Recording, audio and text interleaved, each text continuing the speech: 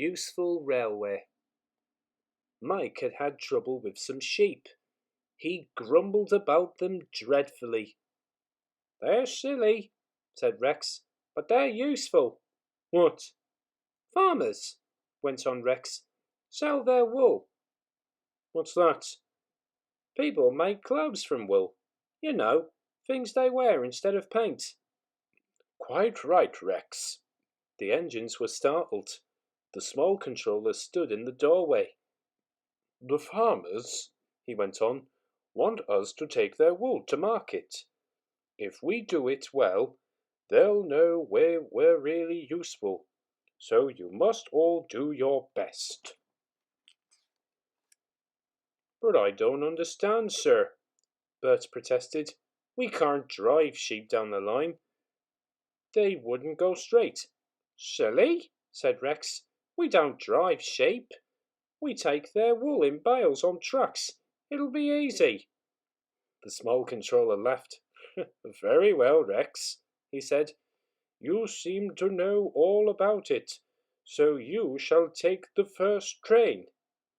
They started loading at the lane. Then Rex came gently down the line, stopping at all the farms and level crossings on the way.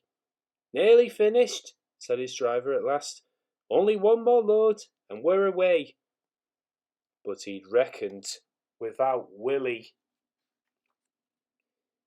Willie was late. He'd been dawdling.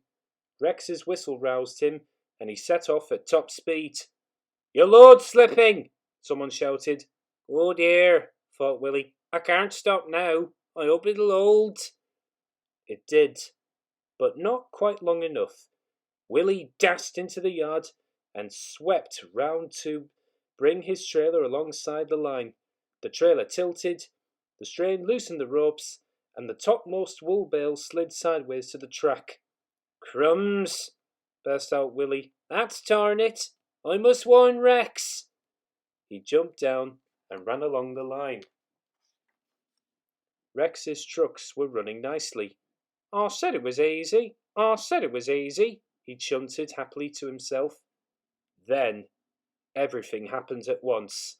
Willie waved and shouted, and behind Willie, through the bridge, Rex glimpsed the bales lying on the track. "Stop! Stop! Stop!" he whistled. "On! On! On!" urged the stupid trucks, but Rex's brakes checked them. "Oh!" he groaned and shut his eyes.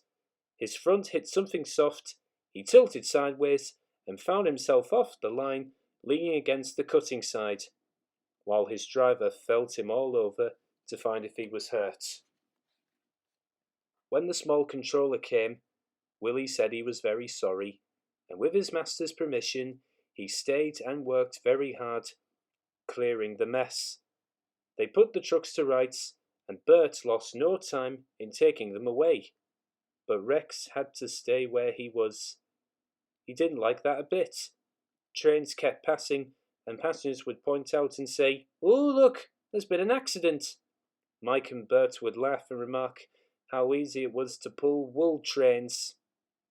Poor Rex. They lifted Rex to the rails at last, and Bert and Mike helped him home.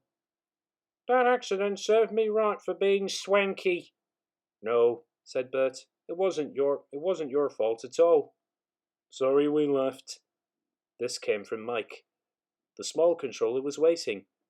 "I'm proud of you all," he said. "Thanks to Rex, the accident did little harm. Bert and Mike worked like heroes, and our customers all admire the way we managed. They thought we were a toy railway, but now they say we're really useful. They've promised us plenty more work when the wool traffic is done."